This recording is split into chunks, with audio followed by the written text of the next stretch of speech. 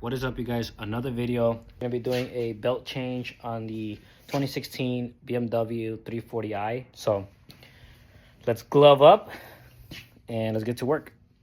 All right, guys, now that we got our gloves on, we're protected, we're wrapped up.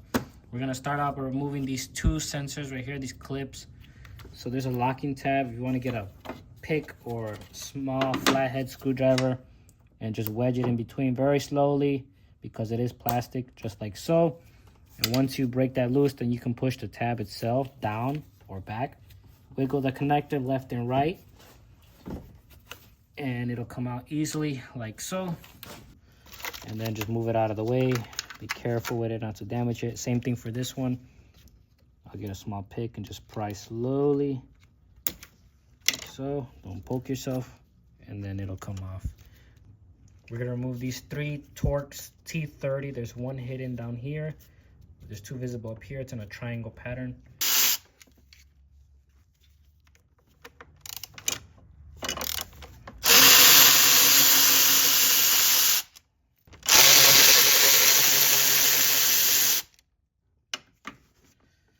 Once you remove all three bolts, Torx T30, they're all the same size, so set them aside. It doesn't go in a specific order.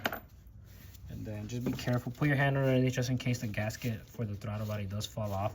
But now that we pull this out of the way, we're gonna move this slowly up and out of the way just to make space for us to work and get this belt off. Now, in order to get this belt off, you can pin it somewhere. I'm just gonna raw dog it. And it's going to be a 16 millimeter 3/8 socket, 6-point, and it's this guy right here for the tensioner. And once you have enough slack, you can easily remove the belt, slide it out. And once you slide it out, then you can slowly release the tension, and it comes out easily. So here's your belt. This one doesn't look bad at all, but it is definitely a maintenance item. Read your owner's manual. It'll tell you how often you should be changing these belts. So let's go ahead and grab the new one. So here's our new belt. This is the one that the customer brought to me. Always compare your belts, stretch them out. Nothing crazy, but make sure they're the same length. This one is the same length, so we can go ahead and slap this on. And then this is a good time to inspect your pulleys, up and down, left and right play. So first things first, let's do the crank hub and make sure they're sitting flush on all of the pulleys. And then the last one is the tensioner to wrap it around the pulley to the left. So I'm gonna go ahead and slowly let that go so it doesn't fall. Let's put our 16 millimeter socket on there. And let's put some tension.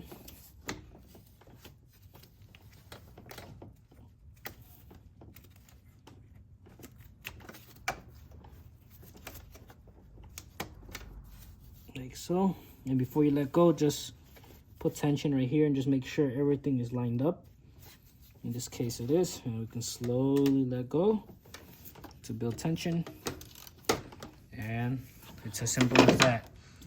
That's pretty easy to do. A serpentine belt changes on these cars. There's other makes and models where some of the belts are a pain in the ass because they're a little bit tighter spacing, but you can make space and you can make it work. You hear from a form, and as you can see, it wraps around the crank hub, and then it's your water pump pulley, the idler pulley, alternator, which is a tensioner as well, and then your compressor. So very short routing, and that's what it looks like here. Passes this water pump pulley, goes to the tensioner and the alternator, compressor, back to the crank hub. So very simple to do, not hard at all. And obviously, since you took this off, make sure there's no dirt and debris that fall inside the throttle body, as well as just wipe your gasket and just inspect it. And we're gonna slowly move this guy back over. 3 bolts, hand tight first. Good.